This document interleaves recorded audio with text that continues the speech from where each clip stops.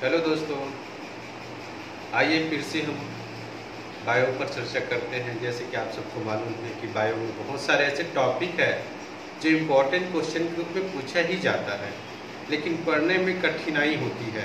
उसी कठिनाई को हम सरल करेंगे। सरलता से कैसे पढ़ा जाए, इसी पर चर्चा करते हैं। उन्हीं कठिन टॉपिक में से एक महत्वपूर्ण टॉपिक है श्वसन चैप्टर का ग्लाइकोलिसिस।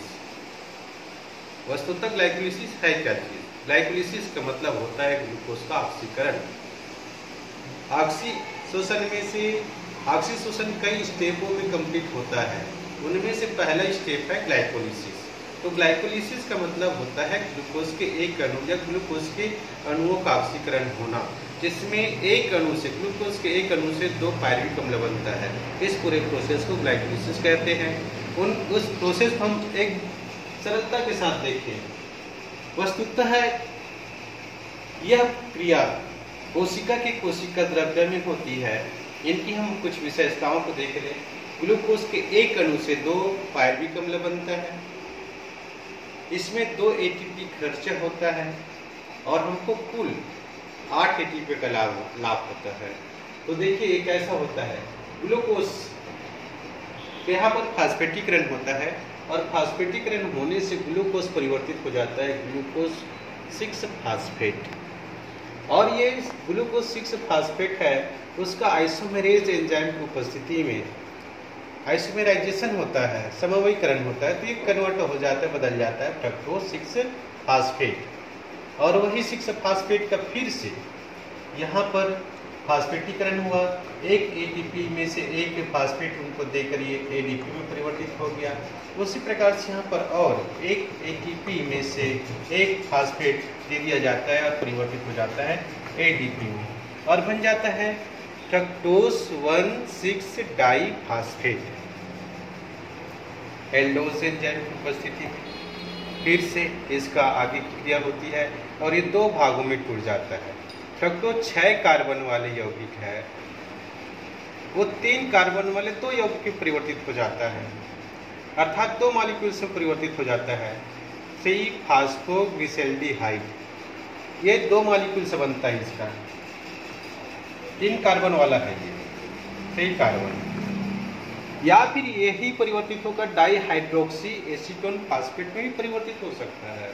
दोनों एक दूसरे में परिवर्तनशील है।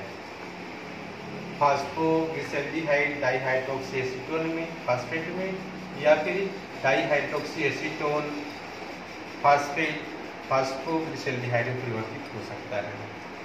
फिर इसके बाद फिर से ये H3PO4 लेकर 3 फास्फोग्लिसैल्डिहाइड है, वह 1,3 डाईफास्फोग्लिसैल्डिहाइड में परिवर्तित हो जाता है।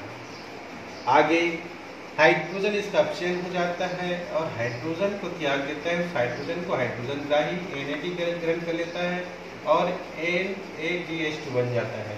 और एल्डिहाइड है, ये परिवर्तित हो जाता है ग्लिसैल्डिहाइड ग्लिसरिक एसिड 1,2 डाईफास्फोग्लिसैल्डिहाइड, ये परिवर्तित हो जाता है जिसमें 1,3 डाईफास्फोग्लिसरिक एसिड। और इसी ग्लिसरिक एसिड में फिर से एक फास्फेट ग्रुप निकल जाता है।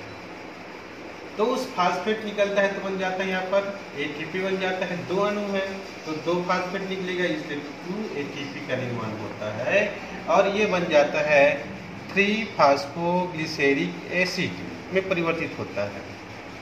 आगे चलकर 3 फास्फोग्लिसरिक एसिड 2 फास्फोग्लिसरिक एसिड में परिवर्तित हो जाता है। फिर आगे चलकर फास्फोइनोल पायरुविक एसिड, और यहाँ पर फिर से ये फास्फेट ग्रुप है, फास्फेट है, ये बाहर निकल जाएगा। फिर से यहाँ पर हमको प्राप्त हो जाता है 2 एटीपी और बच जाता है पायरुविक एसिड। तो यहाँ पर ग्लूकोज के एक अणु से 2 अणु बन जाता है, पायरुविक एसिड बनता है। ये क्रिया ऑक्सीश्वसन के पहले स्टेप है, जिस क्रिया को हम कहते हैं ग्लाइकोलिसिस।